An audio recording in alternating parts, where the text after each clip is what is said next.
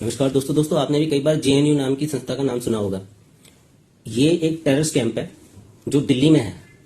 हिंदुस्तान की जनता के टैक्स के पैसे से चलता है और वहां हमारे ही देश के युवकों को इकट्ठा किया जाता है जिनको टेररिस्ट बनाया जाता है। हमारे ही पैसे से उन्हें खाना खिलाया जाता है, शायद भांग भी पिलाई जाती है, चरस नशे सूखे नशे करते हैं वो लोग।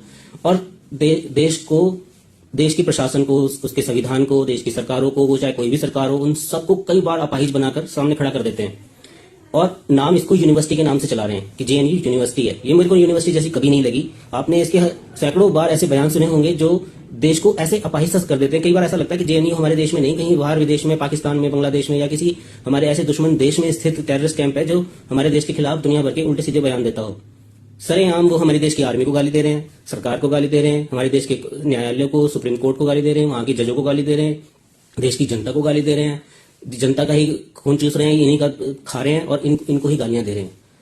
ऐसा क्या कारण है कि हमारे देश का संविधान, हमारे देश का प्रशासन, हमारे देश की सरकार इनके मुंह में लठ नहीं डाल सकती? ये इतने बोल कैसे जाते हैं?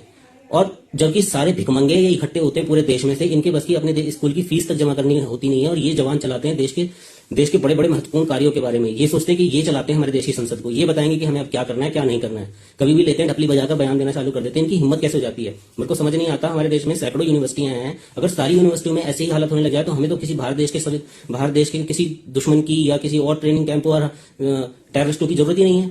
इस यूनिवर्सिटी ने आज तक हमारे देश को पता नहीं कोई साइंटिस्ट दिया है या नहीं दिया है, कोई इंजीनियर दिया है या नहीं दिया है, कोई विद्वान दिया है या नहीं दिया है, पर इसने हमारे देश को दुनिया भर के टेररिस्ट, दुनिया भर के विवाद, दुनिया भर की और असामाजिक तत्व हमें देश को दिए हैं जो आज वितरण कर रहे हैं देश में जानवर की तरह।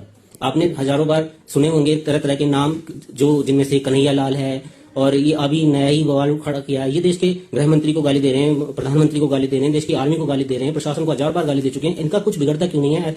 क्या संविधान इतना अपाहिज है, निपंग है, नपुंसक हो चुका है कि वो इनको कुछ नहीं कर पाता है? और ये कोई ऐसा भी नहीं है कि देश के बाहर है। आप हर बार कहते हो सर्जिकल स्ट्राइक कर दिया हमने टेररिस्टों के अड्डों पर। अरे टेररिस्ट तो तुम्हारे दिल्ली में, खुद दिल्ली में ही बैठे हैं। ये इन पे जूता क्यों नहीं बचता? ऐसा क्या है जेएनयू में जो वहां पुलिस नहीं जा सकती? इनके पिछवाड़े नहीं पिटते? क्यों इतना बोल कैसे जाते हैं ये लोग? कई बार ऐसा लगता है कि संविधान में किसी तरह की कोई सुरक्षा नहीं है कि मुंह उठाया, जिसने जो चाहा वो बोल दिया, जो भौंकना था वो भौंक दिया। ये गालियां दे रहे हैं, पोस्टर लगा देते हैं। जेएनयू सारी दुनिया को समझाएगा? जेएनयू के सामने पूरा देश कैसे विकलांग हो जाता समझ नहीं आ रहा। और प्रेस वाले भी तुरंत इनके मुंह में माइक देके सारी दुनिया को सुनाने लगे थे। जेएनयू वाले ने ये कहा। अब साले हैं कौन ये कुत्ते जो कितना बोल जाते हैं? हैं क्या जो इनकी इतनी बातें सुनने को हमें मिलती हैं? दुनिया में सैकड़ों यूनिवर्सिटी हैं, उनकी बातें जब हम नहीं सुन सकते तो जेएनयू की बातें प्रेस में, रिपोर्ट में इतनी जल्दी आ कैसे जाती हैं? क्या इस सब चीजों के पीछे कोई ना कोई षड्यंत्र नहीं दिखता आपको?